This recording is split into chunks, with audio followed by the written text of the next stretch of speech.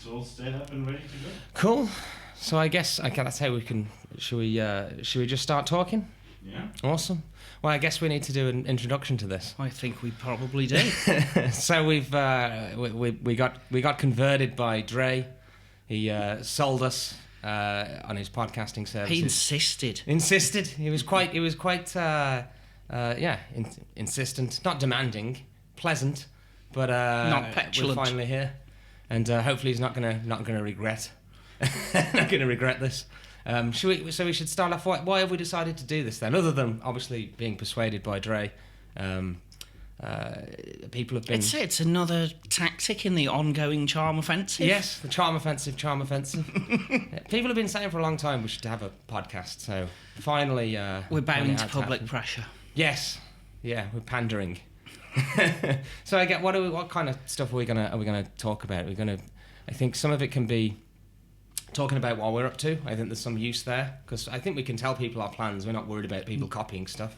There's no fear there at all. Doesn't change how effective the tactics are. In fact, it probably brings people in. Yeah. More by doing that.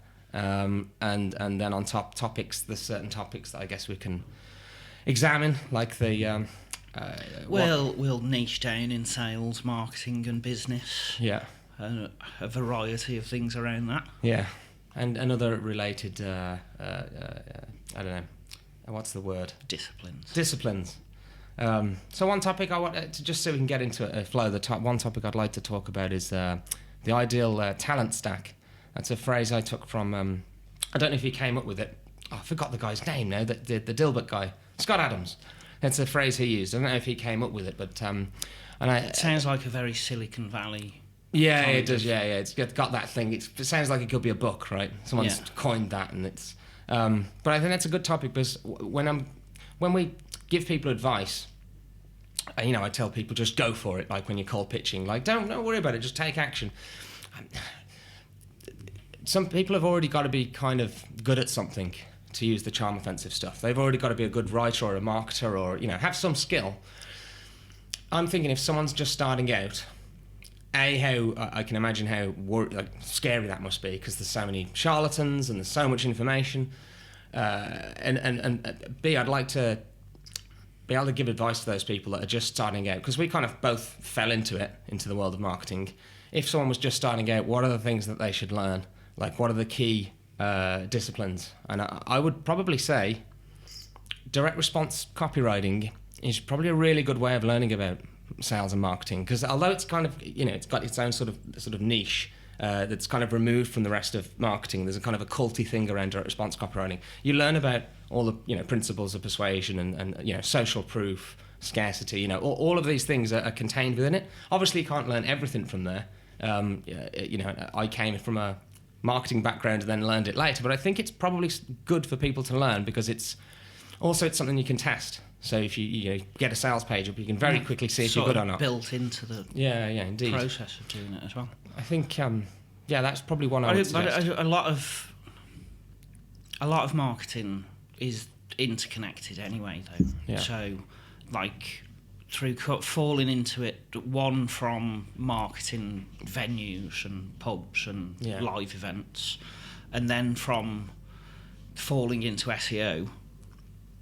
And SEO is very broad in terms of not just looking at what happens in Google, but also all of the things that it touches within the wider marketing organisation. And because it's such a new field, whereas direct response is one of the oldest. Yeah, that's true.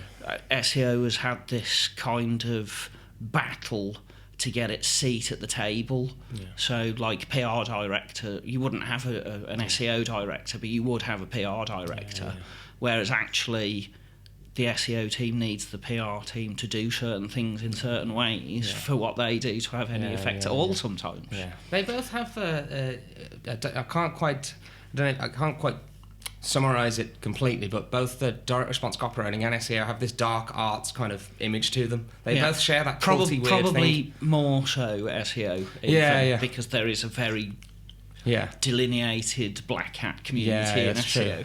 Well, with the thing with the direct response copywriting is the sort of hero worship of the copywriters from the 70s that I've not It always annoys people when I tell them I've not read any of those books. I haven't read a book on copywriting yet, which always surprises people. And I think some people are annoyed. I don't know why that is. I think that goes back to our approach with lots of clients when we were running the agency was trying to tell them and train them even to not speak the way that PR companies have been teaching people since the 50s.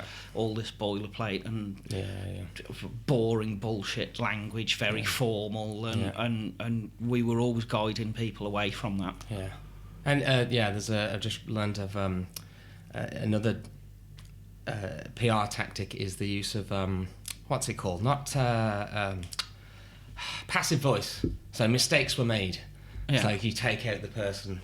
All of that way of speaking, and I kind of find it interesting. We always joked, didn't we, that it was funny that we got paid to tell people just to write normally and to speak normally and to act normally, and you don't have to put on this facade.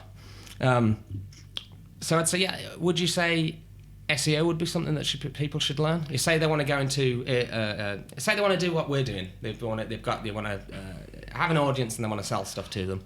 What should people? Going back to the original question, I think first of all you need to differentiate between people who've got anything to do with sales and marketing going into doing this, because you could be green to that and then learn some stuff and go into doing these kinds of things.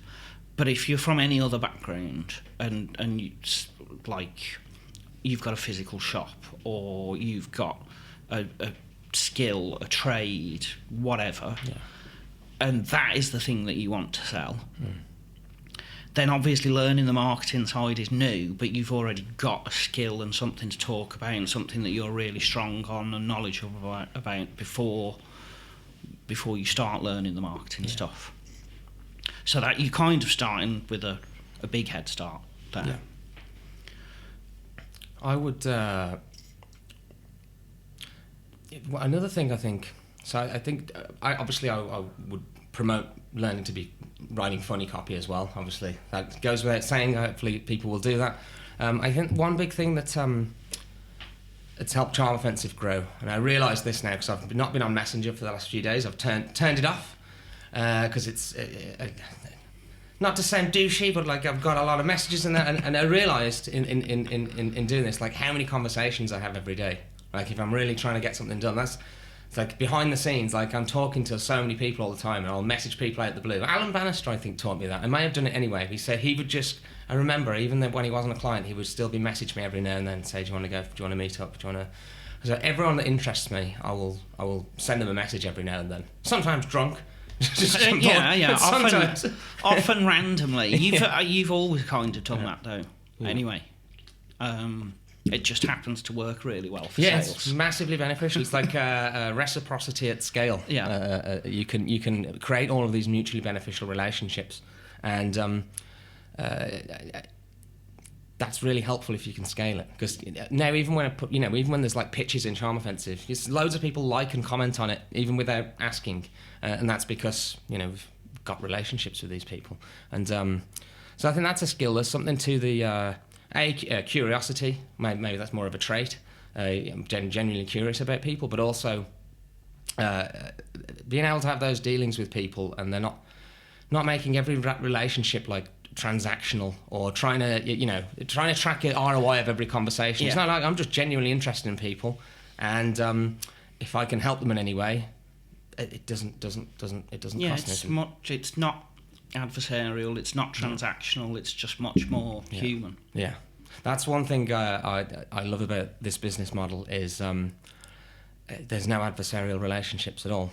Like even someone wants a refund, we're just like refund, that's it. And usually those people will buy other stuff because we'll just enthusiastically give them a refund. Although we don't do refunds on template packs and stuff anymore, but if someone's really desperate and they've got no money, we can help them. That's the extent of there's never any bad relationships like that, and I really enjoy it. The other thing that I love about this is I was explaining this to John Holt.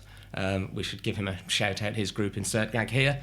for some reason deciding to promote our what could be considered competition, but there's no fear. There's no fear. I had a point there about. Damn it! I've lost my train of thought. Oh, well. I'll get better at this, Trey. We can. What was my point? Oh yeah, about someone told him that he should do high ticket. Like someone said you should, and I said no, don't do that. You want to have a low price product because you want your name to, you want lots of customers. You've got to get there first before you. And also, with high ticket, you've got deadlines. You've got meetings that you've got to go to. I love that there's nothing in my diary that I don't want to do, and the people that do want to speak to me actually want to speak to me. There's no adversarial, and also the fact that I never have to make another amendment for anyone ever again. That is like heroin. That's so good. I say that's worth 5 million right there. That I never have to make an amendment ever again. Is that arrogant? I don't know. No, that's just preference. I'm mentioning Alan.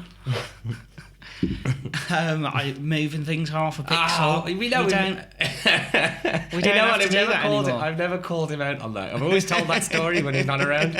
So I can just say this one to you, Dre. When I first moved to London, my first ever client was Alan Bannister. Not that you should know him. It was a financial, like an equity release company. And we, for some reason, as an SEO agency, it was not the most... they weren't cowboys, but it wasn't the best run agency in the world. So we'd end up doing web design projects because, we needed money. And I remember we were showing Alan the website, and he was like, very, very happy, but can you move the logo by half a pixel? And so in the end, we just didn't do anything and said we'd done it, and he was like, that's great. So one of those amendments. What was the other one? That one was kind of funny, but the thing that's... the gas thing. I forgot about that one. What was that now? Gas your friends. That was the tagline he came up with. He told me about this. He's been doing marketing for a long time. Yeah. It was in the 70s or 80s, and it was one of his accounts. I think he worked at an agency or ran an agency, and that's the logo he came up with, the tagline for this utilities company, because gas company. Gas your friends. The punctuation makes all the difference, but even with it there, people are obviously gonna make the joke. I remember when he told me that. And obviously kind of looked up to him. He's kind of a mentor in a way that when I moved to London, there was a lot of... I could see a lot of the sleazy stuff with agencies, and he was just such a stand-up guy. Yeah. And I remember I had my first call with him, and he couldn't be nicer. And he told me that. It was about... I'd known him probably 5 years until he told me that. I was like, you wait... I was crying, laughing, and I was like, you waited until now? I've been treating what you say really seriously. I've been taking it on board, and now you tell me this. I don't know how we got onto that, but... shout out to Alan Bannister. He's a good guy. Yeah. I was thinking that as well as sort of a bit like disciplines, so direct response copywriting, humour writing, being able to develop mutually beneficial relationships with people. I think there's traits as well. And I think one trait that's really important, and something I've got a lot better at, is not getting disheartened when things don't go to plan. I can see now as well, especially now when I'm making assumptions. Like before, if I get really excited about something and it didn't go exactly as I planned, I'd be more disheartened. But now I kind of can see when I'm getting ahead of myself and plan for that eventuality. Like I'll have in my mind, this might not actually go exactly how it's in your head. Actually, it might not go well at all. And that's helped a lot because you've got to keep making offers. Yeah. I think that's a trait that's important, is to be able to not be disheartened when things go wrong. And well, you learn from failure. Yeah. So, and that's limitless. Yeah. That's that. You've just got to be able to take it on the chin and go, all right, well, now I know something new. Yeah. And next time I'll do it slightly differently. And sometimes, when I've made really stupid mistakes, say I've messed an email deadline up, or something I've done wrong, something will work by accident. It didn't go to plan, but we'll learn things so we sent the last call. For example, we're sending the last call email a few hours early or something like that, and you feel like the sales still come in. There's things you can learn from the mistakes you make as well, and. What was the quote that I said that I came up with about failure? I don't know if it exactly works, but failure is not a scarce resource to me. Yeah. When you're emailing so many companies or whatever the action is, if you fail so often, the value of that failure just diminishes because you're just so used to it. And then obviously when you've got lots of success that you can draw upon, you can remember, like, I'm actually good at this. Obviously if you do nothing but fail, that's going to be very demotivating. But if you've got some success, I think that's what's helped me, is that you can look back and you can see all the results that we have achieved.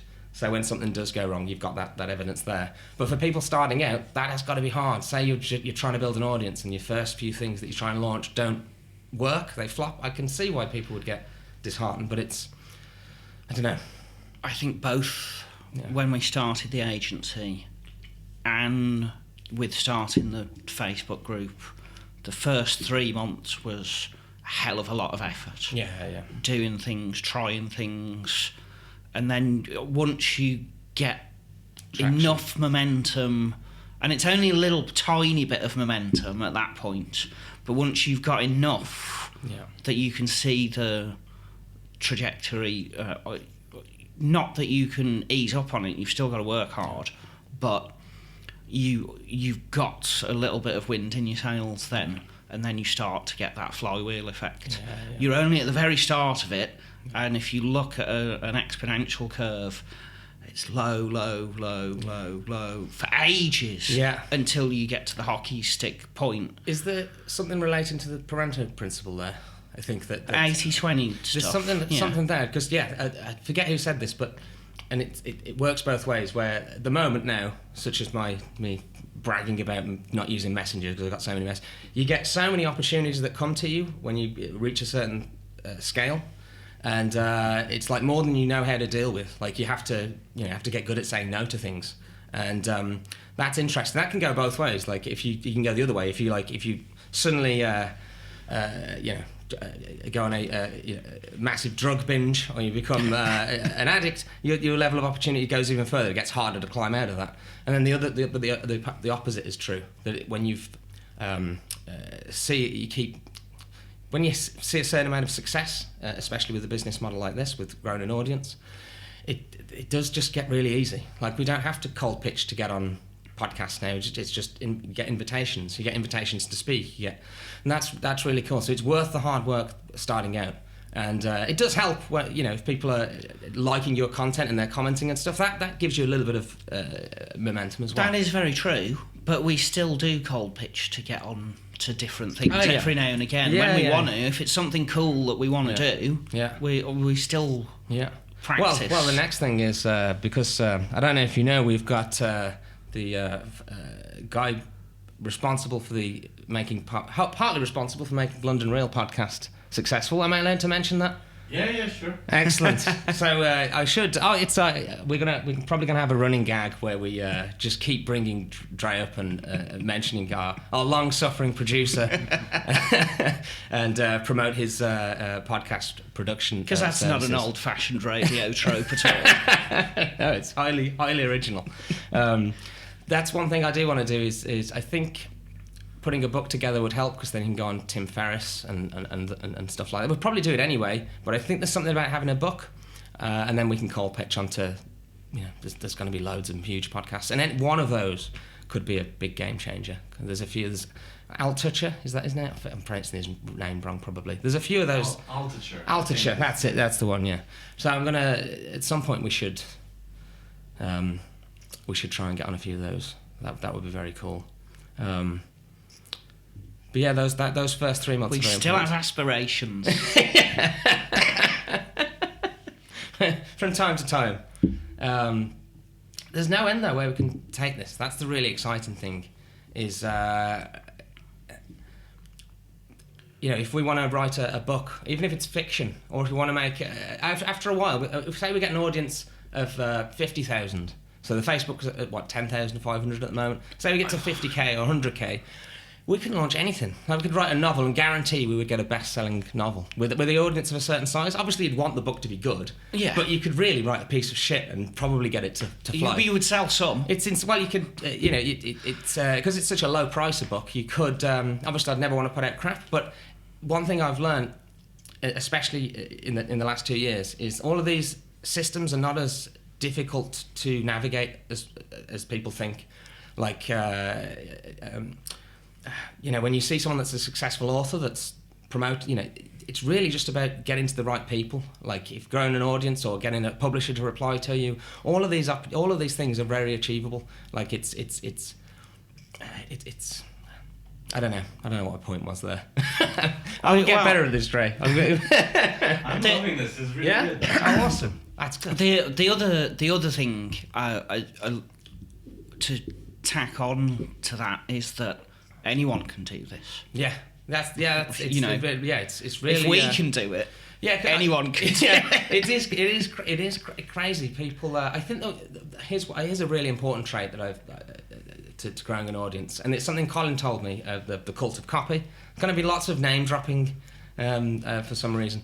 Less so from me. Yeah, he said when I did the call with him, he said, "Hey, I think you've got something interesting enough and unique enough that, but also most importantly, you're so enthusiastic about it that you're going to make it interesting." And that's what I see a lot of people is they might be really smart people, but they can't make it interesting, and or they're not enthusiastic enough about their own.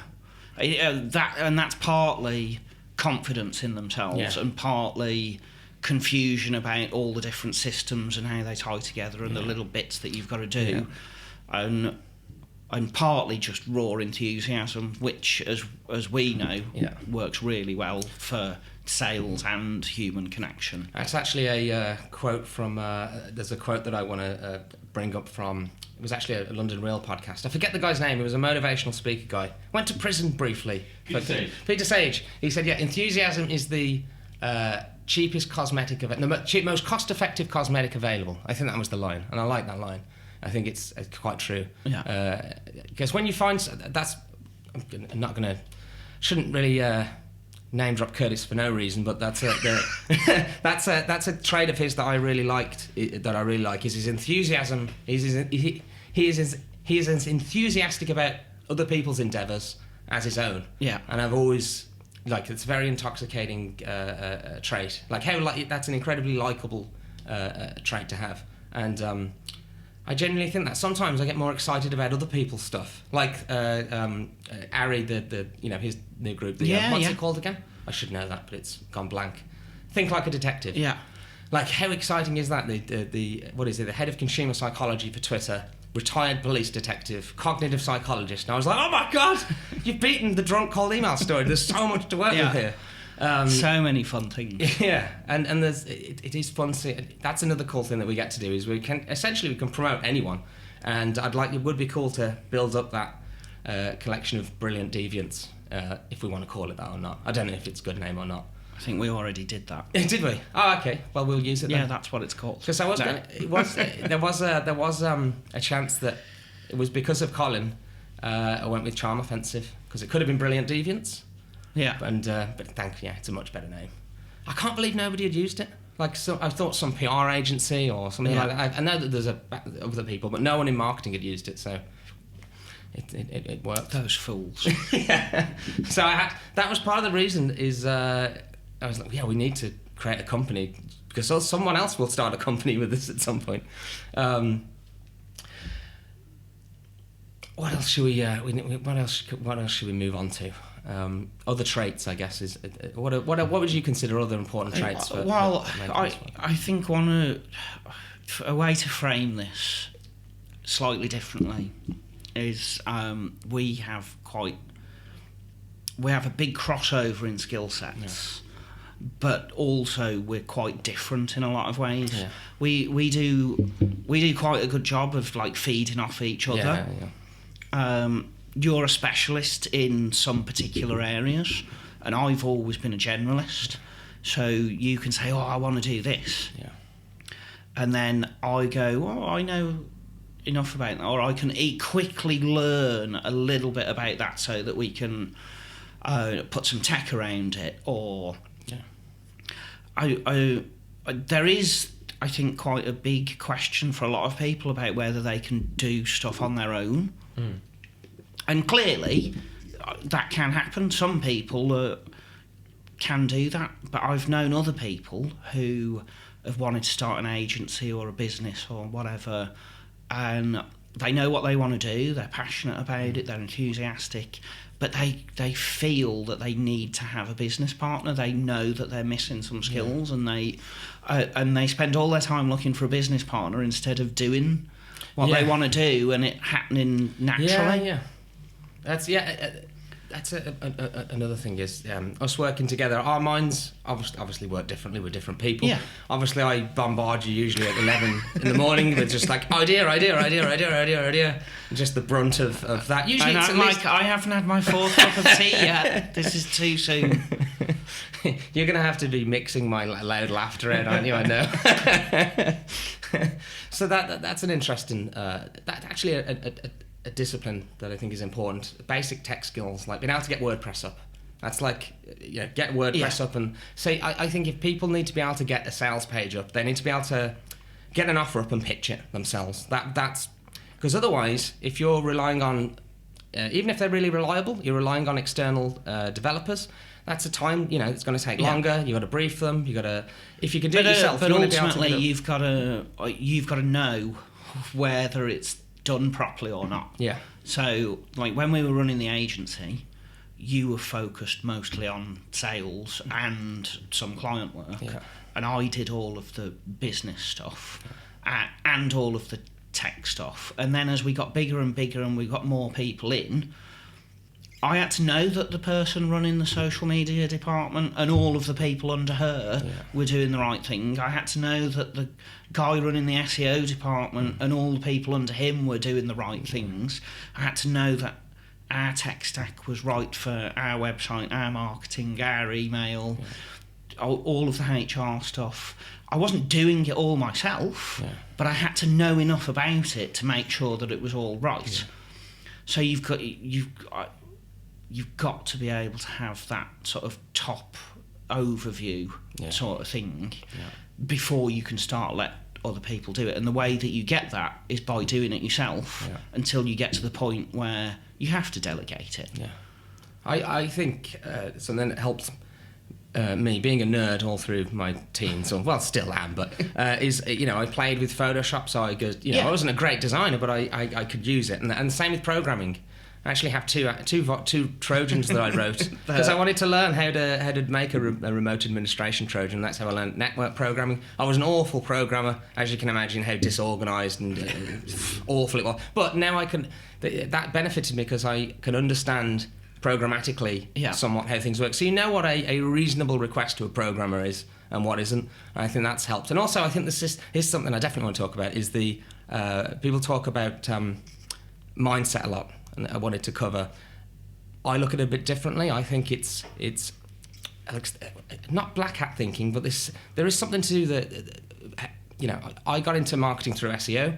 I had the first business, then I moved to London, worked for an SEO agency, and you could learn like, at the time I can buy these links and this will be the effect, or I can create this content that will get links and this will be there's cause and effect, and I think that way of sort of systemized thinking has helped a lot, because even with the stuff now like building an audience, we'll have different sort of techniques and little tactics that we'll use, and we can put them together.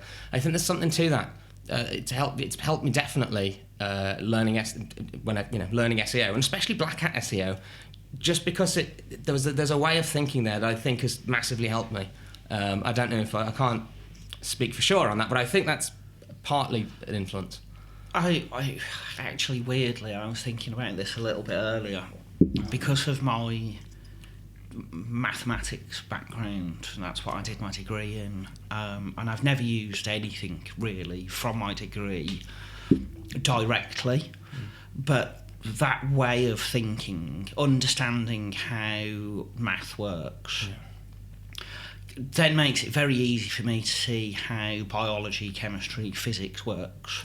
I don't dig into it, but I can like literally see how it works, and then you can see how that works with network effects and human relations and patterns in languages. And as people, we're supremely good at spotting patterns anyway. That's how one of the ways our minds are trained to work.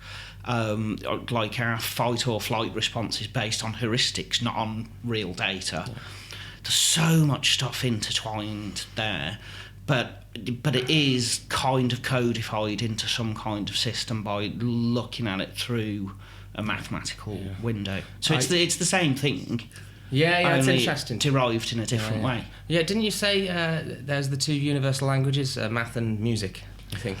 Yeah, probably a long time ago. Yeah. I think there might be a few others, but yeah, definitely. Yeah, they are two of them. Because obviously my knowledge of math is basically from school, so it's not probably not the type of obviously not the level of math you were doing. It's probably completely removed, so I can't even imagine. How I can understand from you talking about it, but I'm obviously not able to visualize how that is it's changed your thinking or has improved it. It's basically just a way of visualizing systems as a bunch of variables and writing down how they interrelate using different symbols. Okay. Well, I'm definitely more of a wordy person. Yeah. I don't know, I have thought that, like, if I wanted to say, not that I'm gonna, because it's important to focus on something, but if I wanted to learn Python now, or something like that, I think I could do it. Yeah. Or if I wanted to get into math, I don't know do you think there's, do you think I could learn, maybe not me in particular, but do you think if you've got a certain level of intelligence, you can learn pretty much anything? Anyone can learn anything that they really want to, yeah.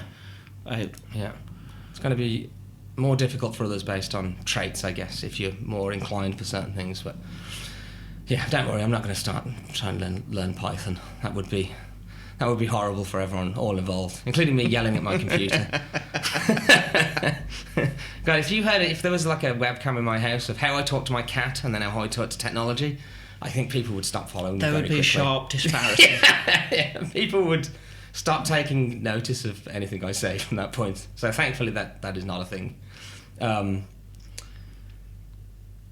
Another trait, and this is something I haven't always had. I think now I've gained a modicum of patience, which I never thought I'd have. Like, if I wasn't, I would do all high ticket stuff like that. I would have started with that. But maybe that was somewhat tempered by I just didn't want to do client work anymore. Yeah. But I don't know. Sorry, I had a thought then and it went. So. What was I don't know where I was going with that. There was some trait. More patience. Yes, more patience, that was it. Oh, that's always been one of the differences between us. You get super excited and then super down, and you're up and down all the time. But now, much less so now. Yeah, because things are good. All it took was me to resolve all of my problems. So that curve has gone from being like this to being like this. Whereas I was always... Yeah. So whenever you were super excited, I would be like, rein it in a little bit, John. This is really good, but let's not get ahead of ourselves. And then if you were on the a lower side, I'd be like, yeah, okay, things are a bit tough at the moment, but it's not as bad as it seems to you. Yeah. That's some bias. But conversely, in both of those things, your effect on me would pull me in different directions as well, and that's how we've. Yeah, it is managed to move on things. Yeah, it does work very, very well. The patience thing. I think I just love the business model. I was like, no, I really love that. I legitimately don't have a boss at all. Like, with even with agency, the clients are kind of your bosses. They pay the money. Of course. Even you can put up you can talk a good fight, but really, if you want the invoice paid and you want to pay your staff, you've sometimes got to run through. Whereas this week we've basically done nothing until today. This is the first work we've done this week. And you can do that, sometimes we'll go intense, but that's one thing. Another thing I've realised, and I read this somewhere. It was a comment. It was like a comment on YouTube or something. It was this story. Oh God! And it was basically type A people always hit the wall. Like, if you constantly are going for it and you never let up, you will burn out. So every now and then we'll have a week where we'll just coast, and that's good because then you can think about stuff and you can, Dipak called it active laziness, which I kind of liked. Yeah, because that's when stuff just comes to you, right? When you're not. Yeah, so, the best ideas in the shower. In the jacuzzi. That's my relaxation place, and accidentally seem to do work there. Just comes, and then because you haven't got your phone or anything, it's so much stuff keeps coming into your mind. Then you've got to rush out and write it down. I've always found that helpful. But yeah, definitely feel more patient now. But I guess it's easier as well because we're in a weird position where we know exactly what we've got to do and we know it will work. That's really cool. It just sounds like I'm bragging now, but we really do. Like, we know that if we just keep doing this, it's not. I can't see unless I'm not seeing something that obviously there's huge catastrophes and things that could happen. Those things, but I can't think of any like business reason. Like, there's no. I can't see how it could go. I've obviously tried to simulate this as much as I can. We would have to seriously fuck things up. Yeah. We'd have to be like, even if it just stopped where it is now. Yeah. We would be comfy. Yeah. And actually, just contributing a little bit here and there still means it grows. Yeah. It is ridiculous, and then obviously we're going to go after it. But it's. I don't know. It's kind of crazy. This is why people should build an audience. Like, I can't tell people enough that all the rules change. Everything's so much easier. Here's another thing. No one customer is any more important than any other. I think that's kind of interesting. Like, that's definitely very different to an agency where you've got customers paying you X and then you've got other customers paying you 10X and shouty customers, which we would fire, but. We fired a few, Yeah, that was an enjoyable experience. I remember, I won't mention his name, but just him being so confused, because he did pay a lot of money. Yeah. And was like, no, I had to explain it's to him like 3 times. It's not worth this money. It's really not. Yeah. So that is a cool thing, and I really hope that this does inspire people to start building an audience. And we could probably talk about that a little bit, about what makes certain tribes succeed and others don't. One of them, obviously, you got to make it entertaining and be enthusiastic, but there is something to the hook, like the drunk cold email story or the detect. There's something there. It shouldn't be contrived, but that's actually a question. I don't know if you know the answer to this, because I don't have a good one. When I there's the drunk cold email story, and I always joke, like, you don't have to have a drunk cold email story, but you should have something interesting. What should people do if they don't? While people shouldn't be contrived and make something up. How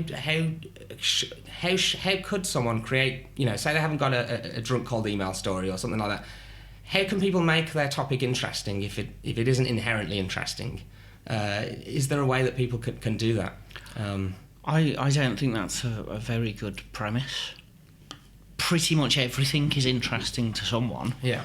And if it's interesting enough to someone that they want to start a community around it, then they already know that there are other people that are interested in it. Yeah, but there's many Facebook groups that are like the B2B lead generation group. There's no, and you see them. There's no originality. They're basically all the same dross. So how do you stand out? There is one way. Sorry. There's a couple of things. One is everybody's different, so you've got to know who you are as an individual to be able to do it. Maybe sometimes that's best when you're like a teenager or in your early 20s, or maybe that's sometimes best when you're in your 50s or whatever. Everybody gets to that stage of life at a different point, going, this is how I am, fuck everything else. Right? I'm not changing for the world. So you've got to have some of that chutzpah, you've got to have like... Yeah. You've got to have something... Moxie. You've got to have something about you. Yeah. So you can draw on that. And then the other, like, creativity nowadays is taking two different things and smashing them together. Yeah. So... and that's really easy to do. Yeah. Or you take two things you're interested in and are quite cool individually and put them together. I thought Ash which is what we have with humour and business. Humour and sales. I think, for instance, Asher would do well. I've been trying to get him to start a group because he can bring his songwriting in. It's like if you want to talk about, he's great at long form articles and stuff. There's something interesting that they could draw upon. I can see you want to say something about campfire singing, long form articles. We could probably get him to Asher to with do his that. acoustic guitar around the campfire. We'll petition him to do this. Yeah. And with a sufficient audience, we can. We could pester probably at scale. pay him to do it, just as a one-off, as a limited edition. He would totally be up for that. He would totally be up for that. Another way I think people can stand out is to pick something really specific. Like I think if you focused on, say, here's a weird one, just click-through rates in email marketing or just open rates. I'm not suggesting this is a good idea, but you pick one thing to focus on and you're the expert for this one thing, and then you can obviously go broader later. Yeah. Like it's not just about drunk cold emails now, obviously you can use it on any channel, and we talk about persuasion and sales, and it's really grown. I think that's one way people can get into to differentiate themselves, is going and focus on one really important variable within your discipline, and you're the expert on that. That gives you somewhat of a story. You can go to podcasts if you've got, you can go on podcasts if you've got something unique there, like you're the expert on this interesting thing, and then expand outwards. That may be also a way. I've not tested this. Actually, charm offensive in a way, but finding that unique, that one thing that you're the expert on could be helpful. Awesome. Well, this has been fun. I think we did get into a rhythm there. I didn't. I stumbled a bit more along things, but I think this is going to be very enjoyable. So why should people keep tuning in? It would make us happy. There's a selfish reason. It would make us happy. and we do have a tendency on these things to give out way more information than we probably should. So people should take advantage of that. They should take advantage of our suspicious generosity, and because we're gonna hopefully have a lot more interesting things to say that will benefit people. Maybe I don't know if we're gonna have. We might find some. God damn it! I could go into promo mode as well if. See if I can. So yeah, why should people tune in? We're going to give away way more information than we probably should. It might be funny. It might be funny occasionally. It's guilt-free procrastination. This is work. Yeah. You should be. It will help your thinking. It's work for us too. Indeed, and we'll get better at it. We're not always going to be this bad at it. We're going to get really fluent and good at it. But we need your help to get better. And on that note, because Drea's got the task of editing this into something coherent, I think we should do a little pitch for Drea as well. Yeah, absolutely. Because obviously this is the first time working together. It got us over the line. I really appreciate it. And so if you're a corporation with money to spend and you want to release a podcast, you should go to Drea. Ex-London Real was a big part of making that a success, and I think this is going to be good. So hopefully that will persuade some people to message Drea. Yeah, because then he'll be even nicer to us than he is right now. Thank you very much. Yeah, we may have guests as well. That's a cool thing, actually. We definitely will have some guests. I did have an idea for a podcast at some point, was just like called Punching Above My Weight, or You've Never Heard of Me, which was the first line of the cold email. And just deliberately, the task is each guest you try and get, you're gonna keep jumping until we somehow get Rogan in here. Somebody eventually is gonna get miffed by that. Oh yeah, because the people you've started with, right? I forgot about that. It's an insult to all the people previous. All right, we won't do that idea. I won't do idea. This is why we've got a consultant. Why do you think people should tune in, Gary? I've already used the good reasons, so this is hard. Mostly because I really don't want to be doing this. This is why that conversion took so long, I think, Drea. I think we'll come to. Let's see what people say, but I think this is going to be good.